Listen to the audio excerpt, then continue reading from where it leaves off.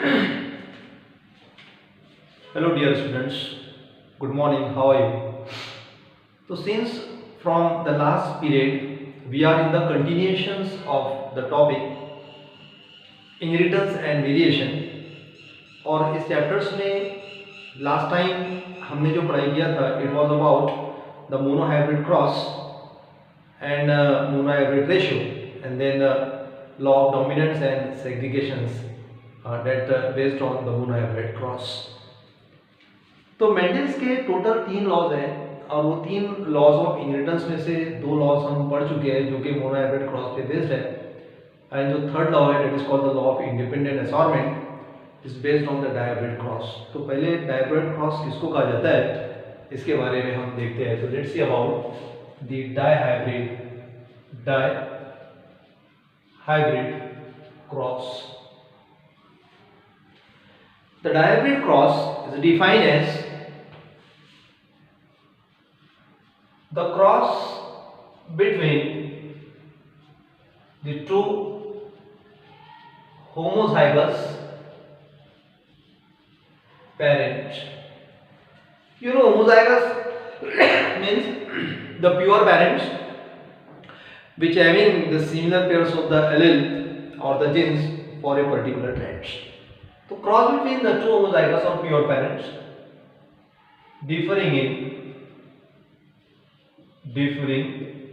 in two pairs of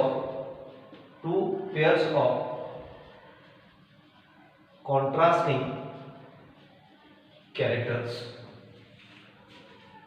तो यहां पर जो क्रॉस हो रहा है या किया गया है ये दो प्लांट्स के पेरेंटल प्लांट्स के बीच में दरमियान में जो कि एक दूसरे से डिफर है कॉन्ट्रास्टिंग कैरेक्टर को लेकर और दो पेयर ऑफ कॉन्ट्रास्टिंग कैरेक्टर मतलब एक एक पेरेंट्स में हम दो कैरेक्टर कंसीडर यहां पर करेंगे. तो मेंडल्स ने पहले ये देखा कि भाई एक पेरेंट में अगर एक कैरेक्टर है दूसरे पेरेंट में अगर दूसरा कैरेक्टर से उसका इनहेरिटेंस कैसे होता है तो उसके लिए उन्होंने मोनोहाइब्रिड क्रॉस किया. फिर बाद में उसने देखा कि if the two characters are linked with each other remain together तो whether they are inherited together in the next generation or there is any exceptions. So in order to find out the answer of these questions which were created in the minds of the Mendels, he performed the dihybrid cross and he considered the two characters at a time in one plant and the other two characters ठीक है in the other plants. तो यहाँ हम example के तौर पे देखते हैं. Suppose there is a cross between the two parental plant related to the color and the shape of the seed or cotyledon. So here we can write the parent, of course female plant cross with the male parental plants. Here in case of the female plants he considered the characters and a phenotype मतलब कि characters related to the color and shape of the seed. तो yellow round and cross with green wrinkle. and यहाँ Mendel's ने दो character एक एक parents में लिए हैं. येलो के साथ में राउंडेड शेप और ग्रीन के साथ में रिंकल शेप. ये ऑब्जर्व करने के लिए कि इनका इनहेरिटेंस आगे की जनरेशन में कैसे होता है. फॉर दैट द जीनोटाइप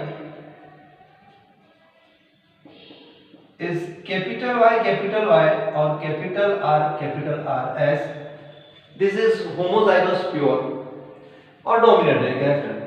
यहाँ पर small y small r for green and wrinkles. इसके बनते हैं गैमेट्स. तो होमोजाइगस कंडीशन है एक टाइप का गैमेट बनेगा y और r यानी कैपिटल Y कैपिटल R और यहाँ पर भी एक टाइप का गैमेट बनेगा that will be small y small r and F1 generation यानी फर्स्ट फीलियल जनरेशन. तो यहाँ F1 जनरेशन में the recombination will be capital Y small y capital R small r. ठीक है. तो मेंडल्स ने जब ये क्रॉस किया तो उसने ये देखा कि in the F1 generation out of this two different characters ठीक है or two pairs of the contrasting character of the two different parents, only the characters of the one parents appear in F1 generation and वो character था yellow round, जैसा कि उसने mono hybrid cross में भी observe किया था according to the law of dominant here also. अब उसने ये फाइंड आउट करने के लिए कि भाई आगे ये जो दूसरा कैरेक्टर्स है वो कहां पर गया और ये फिर वापस रीअपीयर होता है क्या, और रीअपीयर होता है तो फिर मोनो हाइब्रिड क्रॉस की तरह ये भी फिर रीअपीयर होगा इनटू 3:1 रेशियो, ऐसा होता है कि ये देखने के लिए डन द सेल्फिंग। तो selfing of yellow rounds heterozygous with a yellow round. तो इसके लिए अब यहां पर हम क्या करेंगे, मैं कपड़ा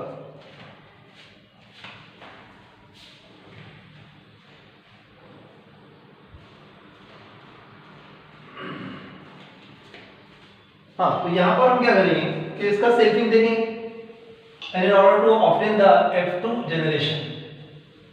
तो इन सेल्फिंग हम क्रॉस कर रहे हैं capital Y small y capital R small r with the same यानी capital Y small y capital R small r। जो गैमेट्स बनेंगे वो कैसे बनेंगे, तो here the number of gametes will be form, ये चार टाइप के बनेंगे। तो गैमेट जो बनेगा वो इस तरह से बनेगा capital Y capital R capital Y small r small y capital R and small y small r, ये गैमेट बन रहे हैं। अब कैसा है कि चार टाइप के गैमेट इधर से बन रहे हैं मेल की तरफ से और चार टाइप के गैमेट फीमेल की तरफ से बन रहे हैं, तो जो रिकॉम्बिनेशन आएंगे यानी नंबर ऑफ ऑफस्प्रिंग जो आएंगे इन F2 जनरेशन विल बी 16 और एरो के जरिए वो बताना पॉसिबल नहीं है। तो एक साइंटिस्ट था जिसका नाम था प्यूनेट, उसने एक तरीका दिया चेकरबोर्ड मेथड का, तो उसी के अनुसार हम यहाँ पर देखते हैं F2 generation according to Punnett by checkerboard method. तो number of checks in the checkerboard method जो होते हैं equal to the number of recombination, और ये recombination in offspring recombination the sense the offspring produce in F2 generation, और F2 generation में कितने offspring produce होंगे ये कैलकुलेट किया जा सकता है by multiplying the numbers of gamete, 1 2 3 और 1 के 4। तो 4 और 4 गैमेट्स मेल और फीमेल से है, तो total number of offspring will be here, जो ऑफस्प्रिंग तैयार होंगे दे विल बी 16। ठीक है,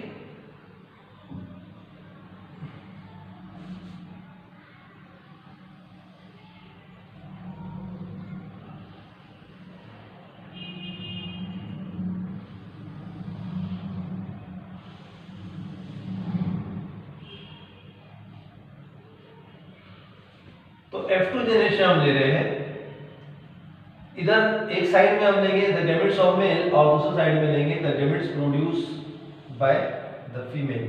तो मेल और फीमेल गैमेट्स यहाँ पर हम बताएंगे। ठीक है, तो here the male and female gametes.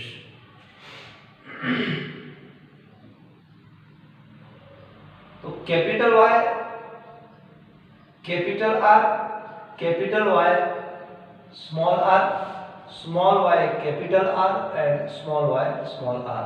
यहाँ जो गैमेट है वो भी capital capital capital Y small r small y capital R and small y small r। ठीक है, ये F2 जनरेशन आएंगी मेल और फीमेल के गैमेट्स। तो कॉम्बिनेशन कैसे रहेगा, ये वाला जो रहेगा ये इससे हम क्रॉस करेंगे, तो रिकॉम्बिनेशन भी capital Y capital R capital R, इसको हम बोलेंगे येलो राउंड, ये प्योर फॉर्म में आता है। फिर इसके बाद में सेकंड जो हम लेंगे इसका इससे, तो capital Y capital R small r, ये भी येलो और राउंड रहेगा, it will be also yellow round. Then capital Y capital R small r, ये भी येलो राउंड रहेगा। ठीक है, देन यहाँ पर capital Y small y and capital R small r, it will be also yellow round. ठीक है, then इसका इसके साथ मिलेंगे तो capital Y capital R small r, again it will be yellow and round. Then इसका लो कैपिटल Y स्मॉल r, तो it will be yellow and wrinkle. यहाँ एक अलग कॉम्बिनेशन मिल गया है। देन यहाँ लो capital Y small y, capital R small r, ठीक है। Again it will be yellow round, then here capital Y small r small r, again it will be yellow and wrinkle, ठीक है।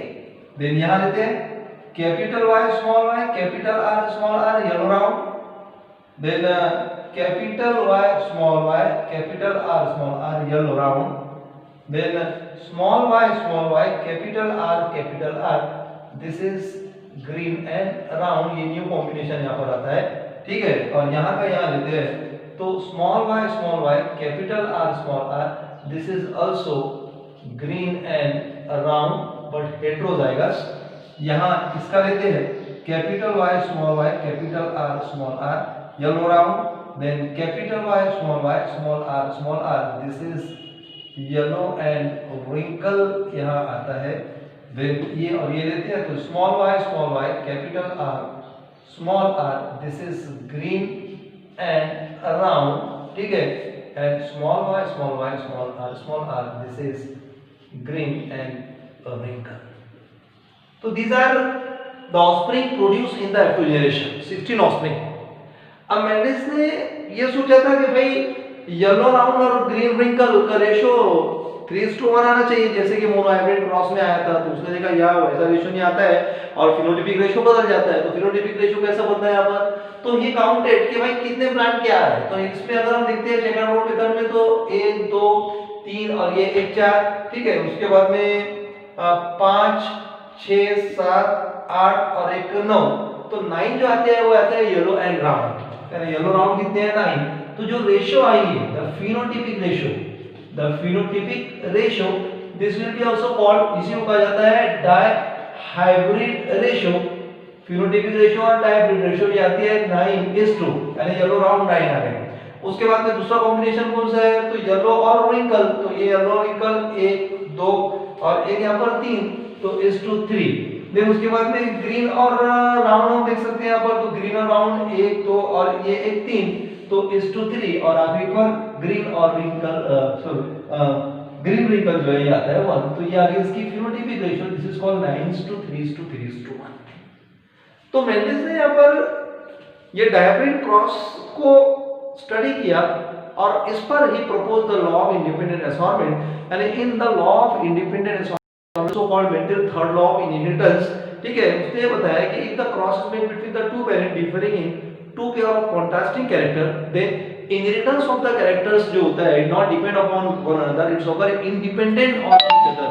जो कैरेक्टर मतलब parent में एक साथ थे या एक साथ रहते हैं, तो जरूरी नहीं है कि उनका इनहेरिटेंस भी एक साथ होगा, वो अलग-अलग इंडिपेंडेंटली असॉर्ट होते हैं, यानी इनहेरिट होते हैं। दैट्स व्हाई द रेशियो जो है यहाँ पर 9:3:3:1 आती है, इसको कहते हैं फिनोटाइपिक रेशियो। और अगर हम यहाँ पर इसकी जीनोटाइपिक रेशियो निकालते हैं, ठीक है, तो वो रेशियो आती है 1:2, 1:4, 1:1, 1:2, 1:1, 12 24 12 12 1, ठीक है, टोटल 16।